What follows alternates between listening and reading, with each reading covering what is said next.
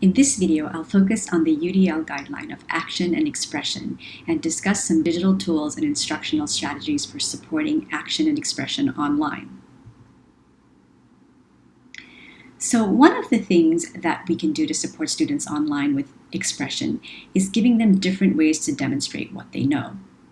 Some of the additional challenges that happen online is that students, when they're given an assignment, may not know how to begin demonstrating what they've learned in the online environment. There might be a lack of clarity with what the assignment is, which we sometimes can clarify in class when students look confused or ask questions. There is also an inability to scaffold like you can in class as a teacher. In class, you can quickly break things into smaller chunks and provide support as needed because you might be able to see where students are having trouble expressing what they know or demonstrating what they know. And you're not there to guide in the online environment. So let's take a look at some ways that you can provide some supports online for this. To address some of those challenges that students might have online, there are some digital tools and instructional strategies you can use to provide scaffolding for students as they demonstrate what they know. Some of these include the use of multimodal authoring tools, creative tools for students to express what they know, and something I call scaffolded collaborative slides. In the next few slides, I'm going to talk about each one of these. Multimodal authoring tools are tools that allow students to build a project using images, text, audio, and/or video. So these are tools that you can make as simple or complex as you need, depending on the age group you're working with. Some examples of these are things like Book Creator, which is online, and UDL Book Builder, also a web-based tool. And you can have students tell you what they know through these tools. For younger students, you can actually create things on multimodal authoring tools and have them add to it. They can add their own responses or audio and video. For older students, you can have them create books or other projects where they are sharing what they know. They can do story retellings, they can do choose your own endings, they can use these tools to actually demonstrate their knowledge about a content area as well. And another engaging thing that some teachers will do is have students create books for younger learners. If students need to practice a particular skill, you can have them practice that skill by making something for a younger reader. Another way to have students demonstrate knowledge in different ways is using various creative tools that are out there these days online, such as tools to create infographics, comic books, or animations. What this does is allow students to take key details in something that they're learning and present it in fun and engaging and creative ways. This can be great for students who enjoy doing creative things or who have strengths and interest in doing creative projects. It can also be great because it can feel authentic. For example, if students are creating an infographic on information, it can be about an authentic topic that they'd like to share with others. Some examples of tools will include Piktochart and Canva. Those are infographic tools. Storyboard That is something you can use for comic books, and tools like Puppet Pals are great for animation. The key to all of these tools, however, is to provide scaffolding. You want to make sure that you give these tools for students in a way that they can build information. This is not just the end result of what they're doing, but you can have them think about what information they want to present, give them feedback along the way so that it breaks down the information that they're presenting to them in smaller chunks.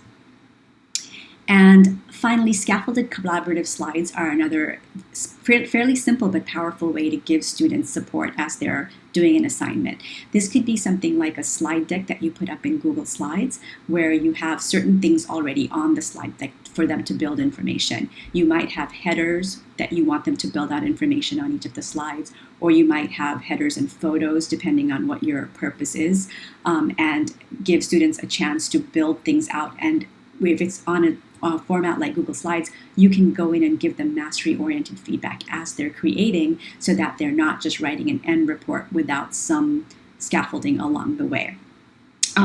This can also be collaborative, so you could have students work in groups to collaborate on making a slide deck, and then they can use that slide deck for other purposes like writing a report or presenting to class or just practicing information that they're supposed to be able to know and express. So stop and reflect for a moment on these three different categories of digital tools and instructional strategies that I've just described. which is one that you could use with your students to enhance online learning. A second area where we can support students for action and expression is providing opportunities for them to practice. This can be especially hard online because they're not in class where they can actually watch what you're doing and then try it themselves. They may also be unsure how they're doing as they're working, and you're not right there for them to get help. They may also be unable to get just-in-time feedback as they're working out things. And the other thing that can happen with online learning is that you might give them a task and it can seem large and daunting, and students may not know how to break it down into smaller chunks where they can practice the component skills to do that task. So we'll take a look at a few digital tools and strategies that you can use to provide students opportunities to practice in online learning. We'll talk about how students can use short audio clips as one way to practice, using speech to text as a way to practice, and then interactive whiteboards and presentations. So short audio clips, these are very easy to do because most mobile devices will have some kind of audio recording app. It's often built in or it's easy to download. And what you can do with this is have students record short clips of responses to something, or planning out something that they're going to write or do, and they can upload those short audio clips into your learning management system or email it to you or send it to you in whatever way that you're interacting in the online learning space. It gives students a way to practice things informally. It reduces the threat of being right or wrong, which students sometimes feel when they have to submit an assignment in writing. And audio clips can also be a scaffold for writing assignments. Students can record what they're thinking and then use those recordings to put together a larger piece, a written piece. In addition to apps on mobile devices, there are also extensions on browsers that allow for recording of short audio clips. Speech-to-text technology is another way to provide opportunities to practice and to chunk things down. Speech-to-text, also called dictation, is built in on devices these days. You'll find things like Siri on iOS devices. You'll find ways to record right onto the computer with built-in accessibility features, and you can also download extensions for browsers in order to dictate into your computer. So speech-to-text can be a good way for students to generate what they're thinking and write without having to actually write. They can actually speak out loud to say what they're thinking. Speech to text can be very helpful for some students, but it can also be very frustrating for some students. So it's important not to expect everyone to like speech to text. It works for some and it doesn't work for others. If you are getting your students to use speech to text, be sure to teach them some basics before they use it for instructional purposes. One of the things you can do is model how you need to use speech to text, how to speak slowly and clearly, which enhances the accuracy of the dictation. You can also use headsets and microphones to enhance the accuracy of dictation and show students how to edit what they've written via speech to text. One of the things that students sometimes think is that if you're generating a passage with speech to text, that is going to be the end result. But it's really important to go back and make sure that whatever you've generated is correct, and to go back and review and put in the punctuation and edit any of the words that are not accurate. It's also good to help students, let students decide if it's a tool that's helpful to them. Encourage them to reflect on whether they like using it or don't like using it. And for the students that it helps, it can be a choice for them to use it, but it doesn't have to be for everybody. And speech to text can be a great way for students to do quick responses to things and be able to generate text information to share with you. Another way to provide opportunities to practice is to use interactive whiteboards and collaborative presentations. So this is an example of EduCreations, and there's other ones like Show Me out there. An interactive whiteboard is essentially just a multimedia presentation where students can add text and images and audio, and they can draw and write as they're speaking. So they can think out loud about a problem that they're solving. They can respond to things in smaller chunks. So for example, they don't have have to do a whole worksheet of math problems. They could solve one problem and share it with you. As you can see in this example, it can also be fun. You can use different colors to show different things, and you can literally draw on the screen if you're using an interactive whiteboard. You can also share the interactive whiteboard presentations that students make on a website, and it can be a way for students to review each other's work or review a concept. Another technology that you can use that's similar to an interactive whiteboard but has some different features is collaborative presentation systems like VoiceThread. These systems allow students to upload slides and describe a process or something that's on a slide, and it allows their peers or the teachers to come in and leave a comment. And you can leave a text comment, an audio comment, or a video comment. So these tools can be an interactive way for students to share information and get feedback from others. A third area for supporting action and expression online is thinking about time management. When we're online, that can be a real challenge because their time is a completely different thing. Students are doing a lot of their work on their own. So as a teacher, you're unable to monitor their progress regularly. You're not able to really walk around and check in and see how they're doing. You may not have other supports that you have in the classroom, such as educational assistants. And students really need to have some skills of self-monitoring and making progress on their own. And depending on the age of your students, some students will also need their parents or family members to be able to assist them to stay on task. So let's talk about some digital tools that we can use for time management. So one of them is providing clear directions using HyperDocs. Another one is using a weekly check-in system. And another one is using a shared progress sheet.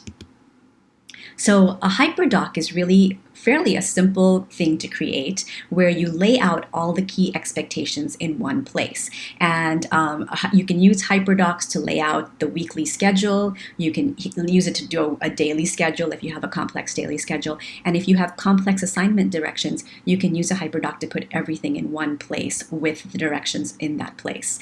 There are many examples of HyperDocs on the web, so if you like this concept and you look it up, you will find many templates for HyperDocs for different things across the K through 12 spectrum. HyperDocs can be helpful not only to students to be able to have everything in one place, but it can also help parents or family members who are helping students to be able to see exactly what the students are doing in an at-a-glance way. A really important thing as you're making a HyperDoc is to keep it simple. You want to keep just the essential information on there to guide the students through what they need to do that day or for that assignment. You can make a HyperDoc using Word and hyperlinks. You can make it using Google Docs, or if you use a learning management system like Google Classroom, you can create the HyperDocs within that system as well. Another strategy for time management is having a weekly check-in with your students if you're teaching fully online. A check-in form can be made easily with something like Google Forms, and it can just ask some simple questions to find out how people are doing on a weekly basis. It's a way to get a temperature check, and it's a way to also check in with students and not wait until a problem arises where you're hearing from them or their parents. You can just put some simple questions like, how are things going? Are you able to do all the assignments? What do you need help on? It doesn't have to be very detailed. It can just be an overall temperature check of what's going on. You can also vary this depending on who your students are, what classes you're teaching, what information you need to know. Another strategy you can use to support time management is a goal spreadsheet.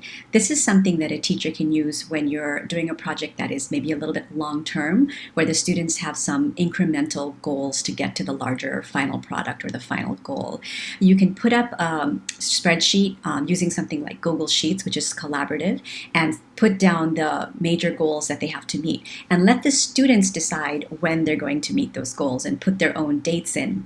The nice thing about having it as a shared sheet is the students can get an idea of where they're supposed to go by looking and seeing what other students are doing. It also gives you a chance to look at it and see if they're making their targets, and you can talk about how they can change those dates if they don't make a target.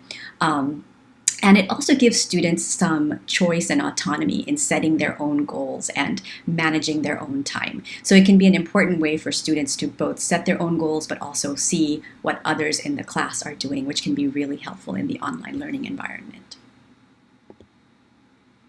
So that's it for some digital tools for action and expression.